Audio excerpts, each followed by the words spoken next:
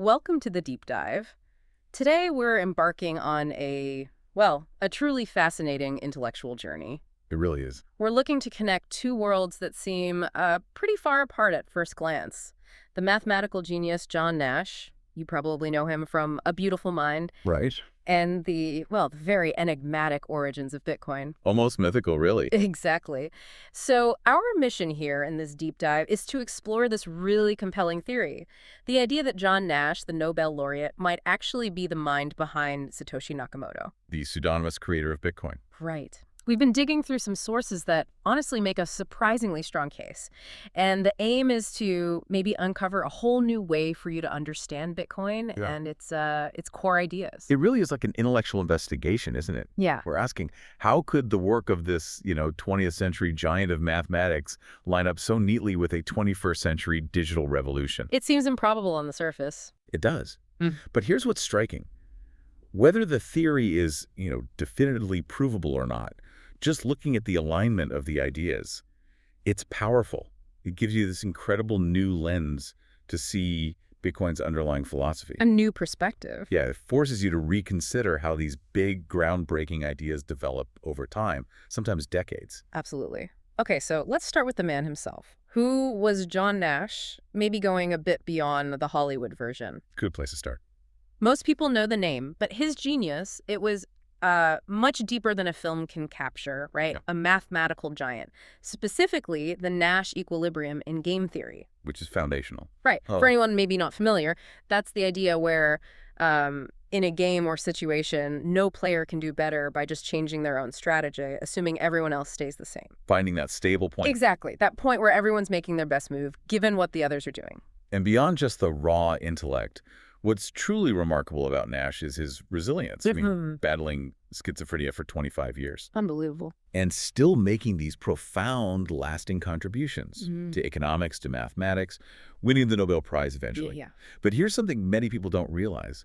Nash also had quite strong ties to cryptography community. Yeah, really? Yeah, connections going way back to post-World War II Princeton, which was, a major hub for top code breakers at the time. Wow. So you have this incredible mind working on abstract math and thinking about codes and secrecy. Imagine that combination, mathematical proofs and hidden messages. It's Ow. quite a picture. It really is. That connection to code breakers is fascinating. Okay, so we're piecing together this picture of Nash. How do we start bridging the gap from his theories to something like Bitcoin? What's the first big clue? Well, the first really astonishing link comes straight from Nash himself, his own writings. Okay. Back in 2002, he wrote about this concept he termed ideal money. Ideal money. Yeah, and what's fascinating is how he described it. A stable currency, one that wouldn't be debased. Sounds familiar. Right. You look at Bitcoin's fixed supply model, and the resemblance is, well, it's almost uncanny. So stability, non-debasement. Like digital gold in a way. Pretty much. Yeah. But he went further. He made this distinction between ideal money, which he thought might need sort of centralized cooperation to work, Okay. and something he called asymptotically ideal money. Asymptotically ideal, meaning approaching ideal over time. Exactly. And this version he described as decentralized, with inflation approaching zero. Whoa. Yeah. When you map that onto Bitcoin's design, decentralized, inflation heading towards zero eventually.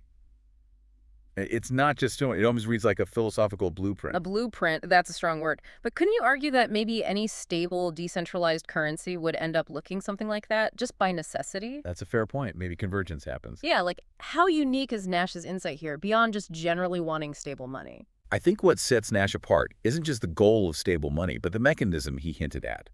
Achieving it via a decentralized approach, where inflation asymptotically approaches zero. Ah, so the path to it.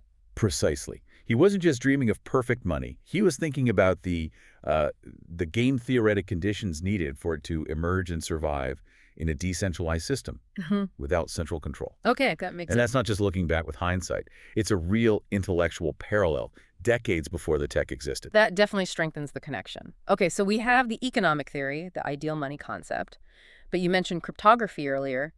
The links don't stop there, do they? No, they absolutely don't. And this next part is, for me, truly astounding. Go on. In 1955, think about that, 1955, Nash wrote a letter to the NSA. NSA.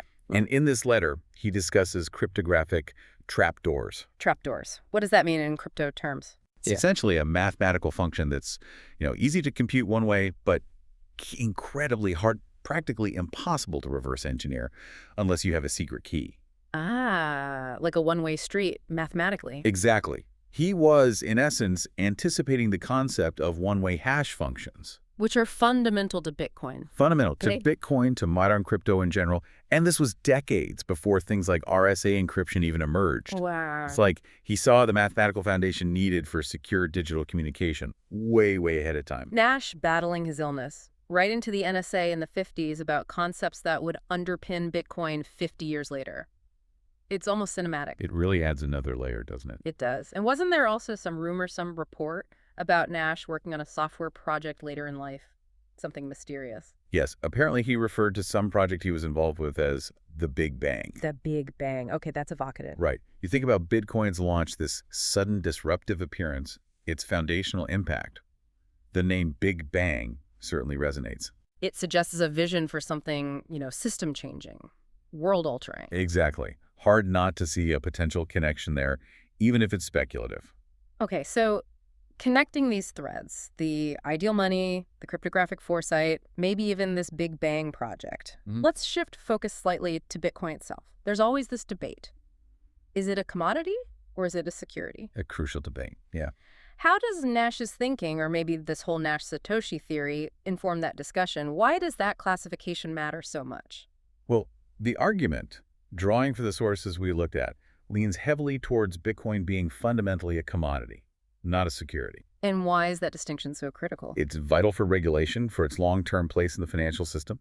The reason it's seen as a commodity is because it enables decentralized peer-to-peer transactions. Crucially, it also features decentralized governance. There's no central issuer. Unlike, say, a stock, which represents ownership in a central company. Precisely. And if you contrast Bitcoin with something like Ethereum, especially in its early days, clearly passed the Howey test for being a security. Because of the ICO, the central foundation. Exactly. The pre-mine, the initial funding structure, the expectation of profit based on the efforts of a core team. Bitcoin resists that classification because of its almost immaculate conception, decentralized from the start. No central entity you're relying on for profit. Right. It's more like digital gold, a bearer asset. Okay, so that decentralized nature is key. And if we tie this back, you could argue that Bitcoin's resilience, surviving the block size wars, regulatory pressures that reflects this Nash-like game theory architecture you mentioned. Absolutely, I think so. The design itself incentivizes cooperation and honest behavior. How so? What are the mechanics? Well, think about trying to cheat the system, like launching a 51% attack to double spend coins. It would require an absolutely massive, often economically irrational amount of computing power and energy. And doing so would likely crash the price of the very coin you're trying to manipulate. Exactly. You'd undermine the value of the asset you spend a fortune trying to control. It's a kind of self-correcting mechanism. It's almost as if Nash's equilibrium ideas are hard-coded into its DNA. Like it was designed to anticipate conflict and harness self-interest to maintain stability. That's a great way to put it. It uses economic incentives to withstand attacks. That's a powerful perspective. Bitcoin as, applied game theory. Huh. So let's pull back. What does all this mean for how you, listening right now, should understand Bitcoin? If we entertain this idea, if Nash was Satoshi, how does that change the story? It changes the narrative dramatically, I think. It shifts Bitcoin's origin story from, this mysterious anonymous coder figure This cypherpunk mythos. to potentially one of the greatest mathematical minds of the 20th century. That's a huge shift. The key takeaway then becomes Bitcoin isn't just some tech invention or a speculative bubble. It's potentially the natural game theory-driven result of a deep, lifelong philosophical quest. Nash's quest for incorruptible money. Exactly. Envisioned by this brilliant mind. And if you accept that narrative, it really simplifies Bitcoin's purpose. It strips away all the noise, the NFTs, the complex DeFi protocols, the hype cycle. So it becomes purely about ideal money. An incorruptible, transparent ledger, fundamental economic principles enforced by mathematics. That's a very clean, very focused view. Okay, what about Bitcoin's place today? Adoption is growing, ETFs are here, but it's still, relatively speaking, pretty niche, isn't it? Oh, absolutely. Right. Current global adoption is still estimated well below 1%, Tiny, really. which means it's real societal effects.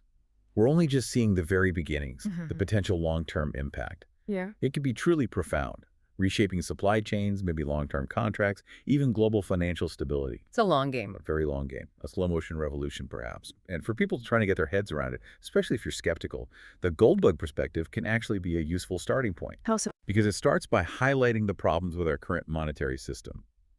Inflation eroding savings, the way wages get debased over time, all the issues of broken money. Right. It frames the problem first. Exactly. Yeah. And then it proposes Bitcoin as this elegant mathematical potential fix. Okay, that makes sense as an entry point. So bringing this all together, the core insight from exploring this Nash-Satoshi theory is that it reframes Bitcoin. It's not just an invention out of the blue, Right. but maybe the logical continuation of Nash's lifelong work on equilibrium, on cryptography, and ultimately on this search for ideal money. Precisely. And I want to stress again, whether he actually was Satoshi or not, the sheer alignment between his theories and Bitcoin's design is just striking. Undeniable, almost. It gives Bitcoin's story this deeper intellectual weight. It shows this powerful continuity of thought from a truly brilliant mind to a potentially revolutionary technology. It wasn't just a random flash of inspiration, perhaps. More like a culmination. Potentially, yes. Yeah. A culmination of decades of deep thinking. It is genuinely incredible to consider connecting a mind like Nash's to something with Bitcoin's global impact. We really hope this deep dive has given you a richer, maybe different understanding of Bitcoin's intellectual roots. And perhaps sparked a new way of looking at its future. Yeah. Which leaves us with a final thought for you, the listener, to maybe ponder. How might these principles of game theory, the kind Nash pioneered, how might they continue to play out? Beyond just Bitcoin. Beyond Bitcoin, beyond finance even.